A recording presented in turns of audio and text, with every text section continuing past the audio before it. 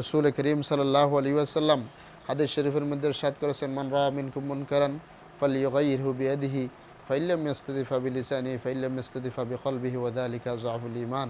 তোমাদের মধ্যে কেউ যদি মুনকার কাজ দেখো, তাহলে তোমাদের দায়িত্ব হচ্ছে সেটা হাতে প্রতিহত করা, এবং যদি সেটা হাতে প্রতিহত করতে তোমার সামর্থ্য না হয়, তাহলে অবশ্যই সেটা তুমি জবান দিয়ে প্রতিহত করো। জবান দিয়ে সেটার ব্যাপারে তুমি মানুষের সামনে সেটার অনিষ্টতা সম্পর্কে মানুষকে বোঝাও।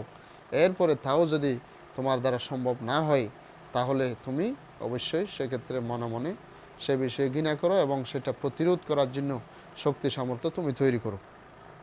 রসুল করিম সাল্লাল্লাহু আলাইহি ওয়াসাল্লাম আরেক হাদিসের মধ্যে বলেছেন, ওয়াল্লাযী নাফসি বিয়াদিহি লাতা'মুরুন্না বিল মা'রুফ ওয়া লাতানহাউন্না আনিল মুনকার আও লা ইউশিকান্নাল্লাহু আন ইয়াব'আথা আলাইকুম ইকাবাম মিন ইনদিহি সুম্মা লাতাদউন্নাহু ফালা ইয়াস্তাজিবু লাকুম।